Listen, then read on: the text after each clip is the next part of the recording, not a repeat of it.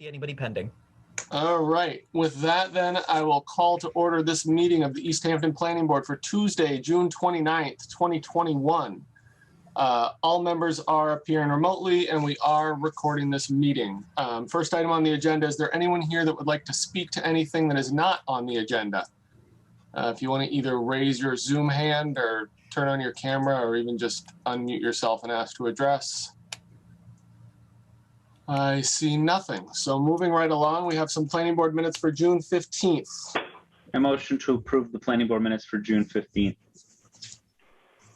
I'll second that. All right, voting to approve the June 15th minutes. Chris? Aye. Harry? Aye. James? Aye. Danny? Aye.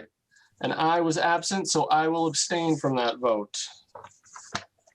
And next up, the first substantive item, a public hearing for Michael Schaefer seeking modification of an existing 2006 special permit for property located at 69 Ferry Street.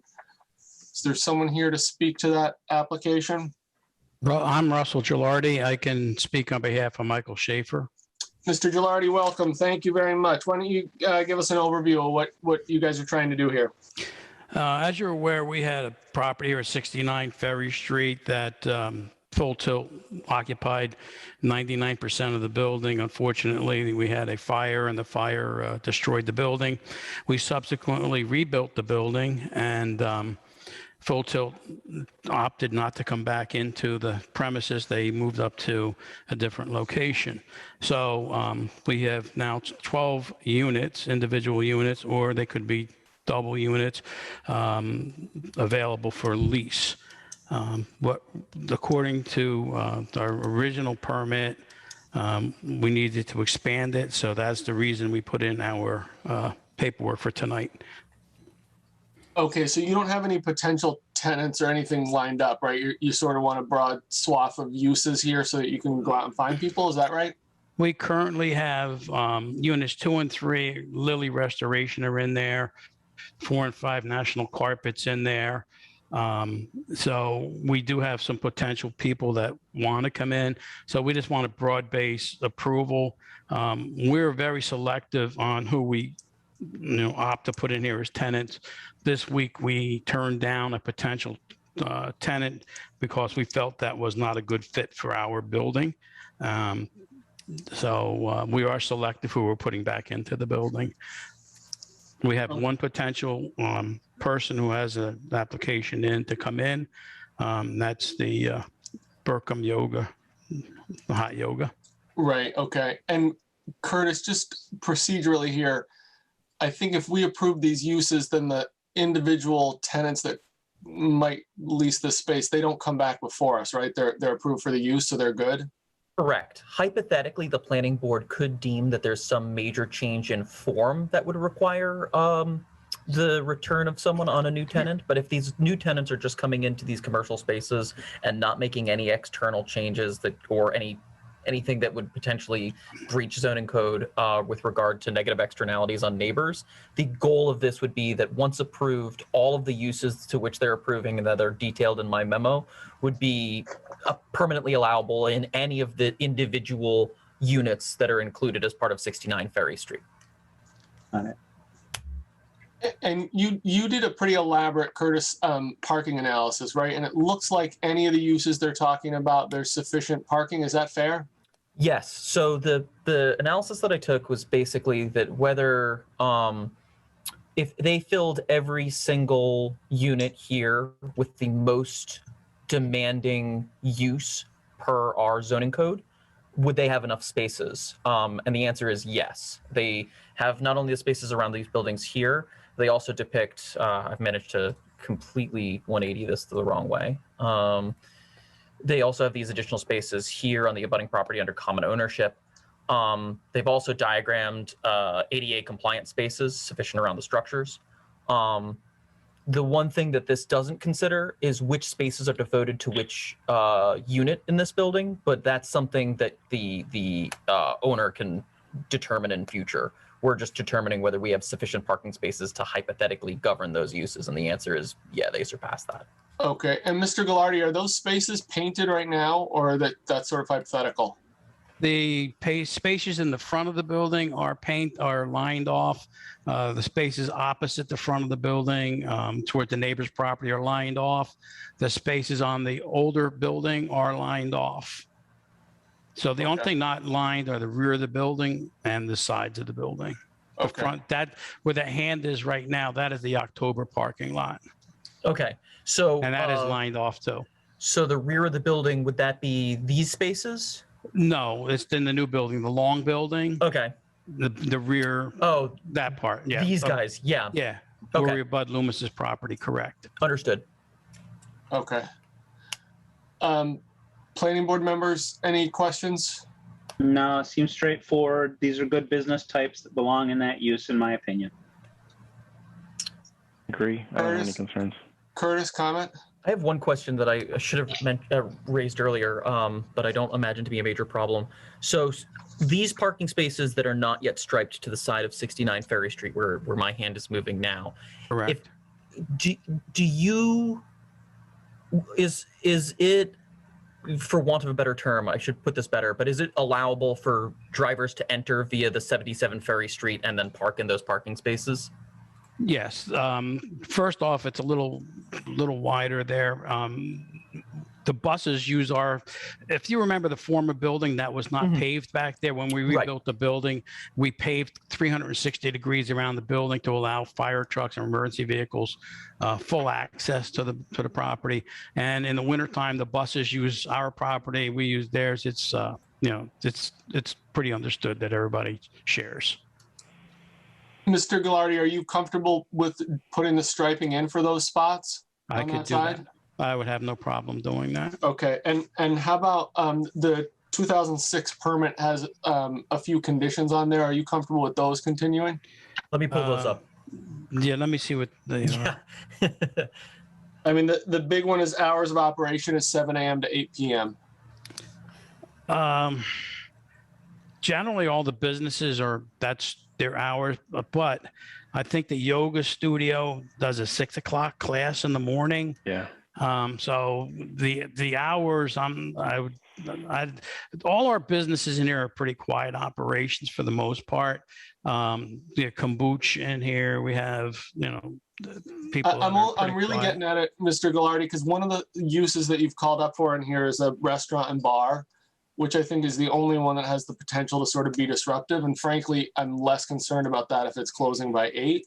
Okay. But I don't know if that's intentional or not. And that's just me personally speaking. But well, to be fair, I just went through table 5.1 and I wrote everything. So I don't blame you for that. I don't have a problem if you want to take restaurant bar out of there at all. If that could eliminate the hours of operation. Or maybe keep restaurant and bar as an allowable use, but make it subject to the hours of operation no greater than 7 a.m. to 8 p.m. That would work too. I doubt if we'd ever put a bar in here, but that's not conducive for a bar. Yeah. Any other comments or questions from planning board members? Yeah, sure. So should we Strike it. Is there a discussion about the 7 a.m. start for if this yoga person would like to do a 6 a.m.? Should we move it up to 6 a.m. or just leave it at 7 and she starts at 7 with her first class? I mean, this is where it gets hard with all the broad uses for me because, yeah, exactly. I mean, if you're talking about general manufacturing and stuff like that, I think we've often said that 6 a.m. is too early. Mm-hmm. This is an industrial zone, but it does abut residences. So, like, that gets tricky. I would have no problem with the yoga studio doing that. Hypothetically, the board could say no industrial use starts before 7 a.m. Restaurant and bar does not start before 7 a.m. Everything else. What about removing restaurant and bar entirely and striking any time limitations so it just follows and goes back to regular code for those uses? Do we have to have an overriding time on No, any but the board We don't chair have to, but if we're adding like manufacturing and general industry, I mean, we often limit those hours where it's in a residential area too, even though it's not a residential zone. I mean, all that's up for debate. I'm happy to talk about it. I think where Mr. Gallardi doesn't seem to care about the bar restaurant, it might be easier to remove that potential problem. Yeah, I agree. The one thing I'd like to say is one of our tenants is AllSeason. They tend to get here. They've been here for many years as tenants, and they start at 6 in the morning, 5:30 in the morning, starting the mowers loading up their trailers and everything like that. And we have never had a complaint from any of our abutters concerning noise or issues like that. Matter of fact, we have a pretty good relationship. They park their vehicles in our lot at night and weekends, so on like that. So, I don't see this time as being a big issue. I have no problem striking the restaurant bar out of there if we can, eliminate the hours of operation, because for the most part, like I said, we have no problem with our neighbors at all. I'm in favor of that. All right, let's see if there's any abutters or neighbors that, or anybody that wants to speak. So again, if anybody would like to ask a question or comment, you can either raise your Zoom hand, turn on your camera, you can unmute yourself, ask to address us. Anybody like to speak on this project? Don't see any members of the public. Danny? Yeah, just a quick question. I'm sure this has been done or considered, but in terms of just that site plan that I saw, I just had a question that I was just kind of picturing if that entire lot was full, like, all the spots were taken. Has an auto turn evaluation or turning templates been done just to verify that emergency vehicles can access? It just looked a little tight to me, coming in off the street. Is it maneuverable? I mean, it looks like it is, but I just didn't know if it's actually been verified that we can get emergency access in through there or not. I can speak to that, but the applicant can as well. My apologies. We had a real life drill on that, and the fire equipment staged in Loomis's parking lot. They didn't want to they couldn't get too close to the building due to the nature of the fire. And the other equipment staged, they came in through the October property and staged in the driveway next to the older building, the 2-story building. So I'm not speaking for the fire department by any means, but I don't think they want to get that close to the building if there were an issue. Okay, that sounds reasonable. I just wanted to check. And the hydrant locations are next to the tower is the one hydrant that they hit for the full tilt fire for the equipment coming through the parking lot of October Company. And the other hydrant was on the street. That's why they went into the Loomis parking lot. Okay. Okay, thanks. So Mr. Ghilardi, what do you plan on doing for like waste removal and stuff? Is everybody going to be on their own, or is there going to be a general dumpster? How are you going to handle that? We have a common 8-yard dumpster on the property. We do have a couple of our tenants who create larger scale trash. So National Carpet has their own 4-yard dumpster, and Furs of Flying has their own smaller dumpster down in the back. But every tenant has use of our 8-yard dumpster. Okay. And then what do you guys generally do for snow removal on site too? We have contracts for landscapers for mowing the grass and landscaping, and for snow removal. So the snow gets pushed down through the center driveway between the old building and the new building, over the hill. The back of the building, the snow gets pushed over the hill. And on the October property side, the snow gets pushed into a pile in a common grass area that you see outlined. Okay. Any other comments, questions from planning board members? So and again, this is sort of the situation where we're trying to guess at what's going to happen. I think it sounds like there's a consensus to remove bar restaurant and maybe get rid of the restrictions on hours of operation. Does that seem okay to people? I mean, there's a couple things in here that are sometimes sort of nuisance uses, but it sounds like there hasn't been an issue with neighbors, and I guess people can deal with that if it happens. Yeah. Does that make sense?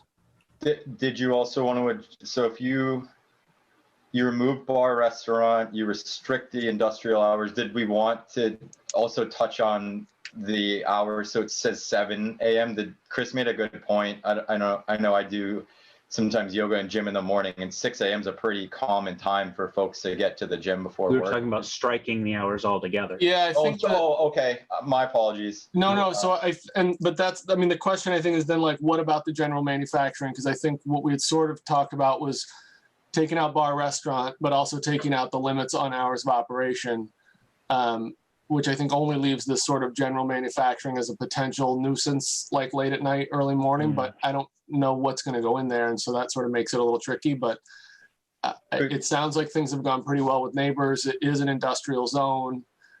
I could go either way on that part. Are you Could thinking we that maybe? specify Sorry, go ahead. only? What's that, Danny? Could we specify only hours for industrial if industrial does take place, and just leave it at that, and all else is just left open, or We can do that. Yep. that might make Jim, sense. did you have something to add? No, I think Danny and I are thinking precisely the same thing. So do we want to keep the 7 to 8 for the general manufacturing? And remove hours from everything else? If someone in general manufacturing wanted something different in hours, that would simply trigger them coming back for an exception, which is Yeah, that's a good point, Jim, because I think if we strike it completely, it's kind of hard for us to get anything back in front of us to enforce that or change it. But if we do these hours, then if someone wants to modify it, they can come and explain we're a silent use. There's nothing that anyone can hear outside the building, and we can talk about it then. I'm amenable. I think that works. Does that work for you, Mr. Gallardi? Does that make sense? That makes sense. Makes perfect sense. Okay. The one person that wanted to come in this week was one potential was a blacksmith, and due to the noise we felt the blacksmith was going to make and so on his process, we said no. And so that's we turned down a tenant because of that. So we're amenable to that. I mean, I assume you're potentially going to have many tenants there. So before it gets to any neighbors, you're probably going to have unhappy tenants with the noise issue before that. So it's probably something you guys will police on your own. Right. Mike Schaefer is very attuned to that kind of stuff. Okay. So the only other conditions from this 2006 one, screening provided around the property lines with the adjacent residential properties. I don't know if that still exists, but There's the fence along between the abutters on the front of the building. okay. So that's all set. And then basically in the back of the building, we have Loomis's property, which houses all the buses for the Hampshire Regional Northern, for all the schools and so on like that. So Okay. So if we keep a condition that says that you'll maintain screening with the adjacent residential properties, just so there's sort of an ongoing obligation, you're okay with Right. that? that's not a problem. Okay, and I don't think we need to address the stormwater and drainage plans because those have already been approved and are in place. We talked about hours of operation, and then the last one is no outdoor storage of raw materials is permitted. Is that a condition you need to remove, or you have an issue with, or are you okay with that ongoing? We don't have anybody that has any raw materials that are stored outdoors.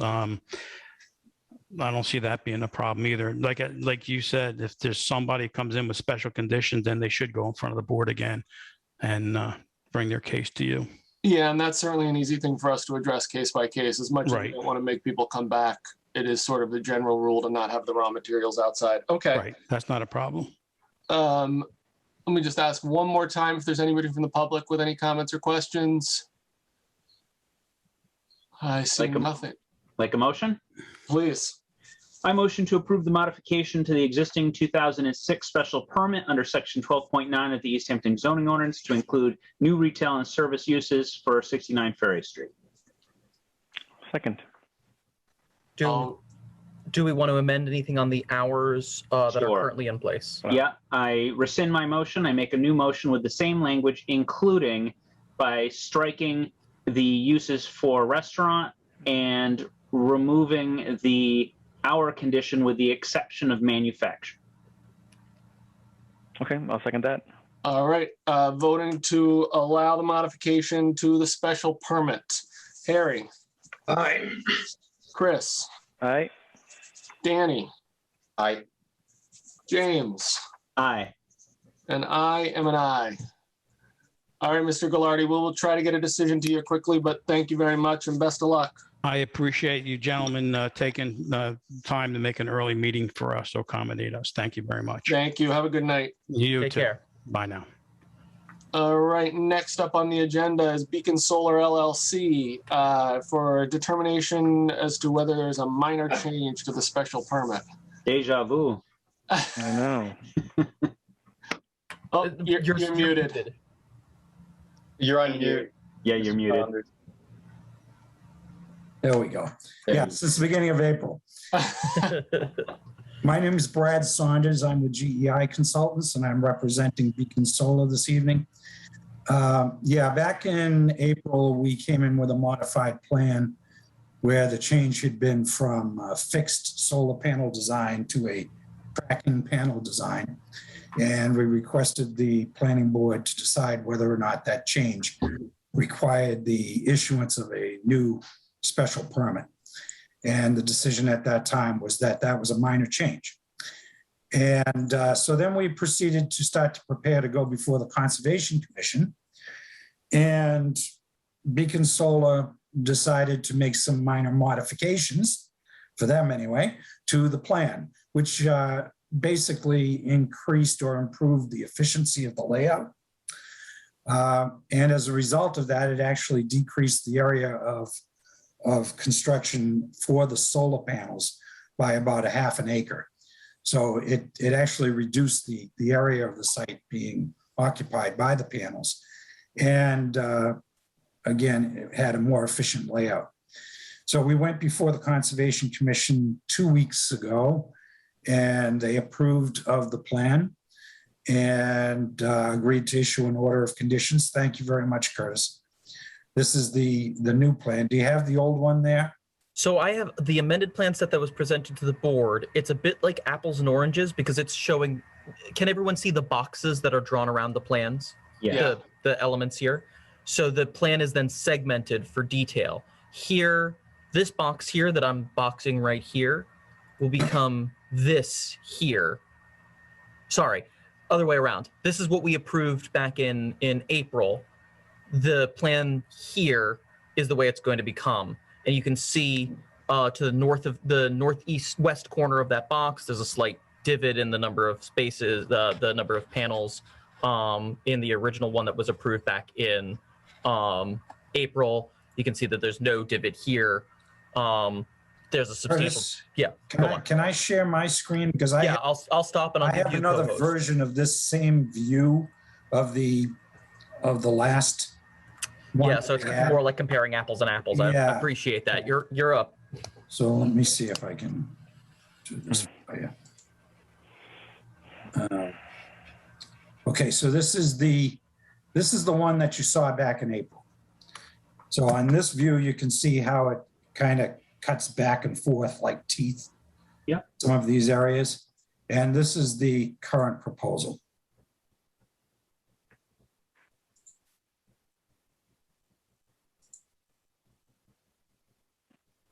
So You what have to exactly pick- is the difference, Brad? Brad, what are we looking at that's changing?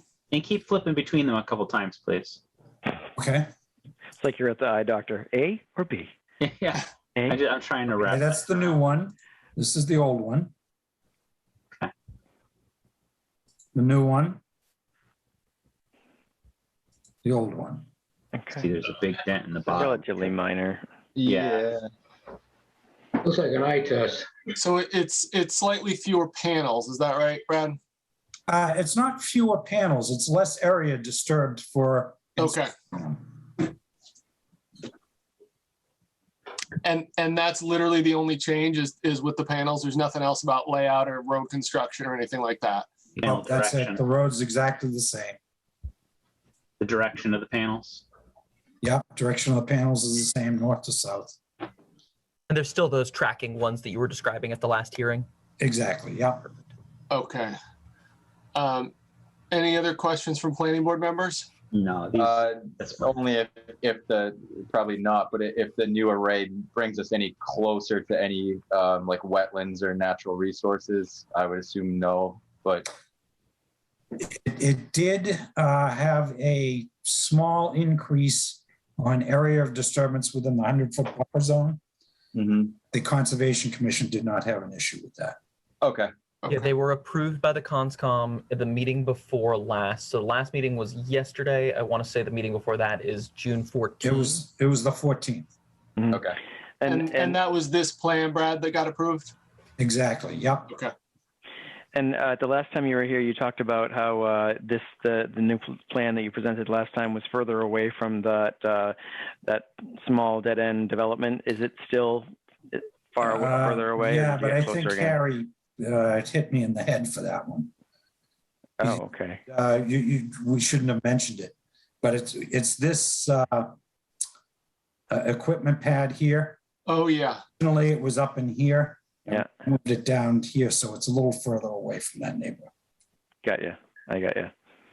Okay. I don't see anybody other than us from the public here, but in case anybody is and would like to speak or ask a question, looks like it's just us. Curtis, any other comments or questions from planning? None. I got to share that the Conservation Commission approved, so I just wanted to share that. James? A motion to see as minor the amendments to the 2019 special permit for large-scale solar facility for Beacon Solar. I second that motion. All right. Voting for a determination that this is a minor change to the special permit. Harry? Aye. Chris? Aye. Danny? Aye. James? Aye. And I am an aye. Brad, I'd like to say we won't see you again, but until next time. My gosh. Yeah, well, I think they're actually going to start constructing this summer, so. Good luck. Thank you very luck, much. yeah. You almost were in review long enough to reach a new solar ordinance from the city, which is what we're working on now. Yeah, exactly. Get this. I thing built. honestly think 4 might be a record for us in amendments. All right, All right. Thanks, much. Brad. Have a good night. Thank you. so bye-bye.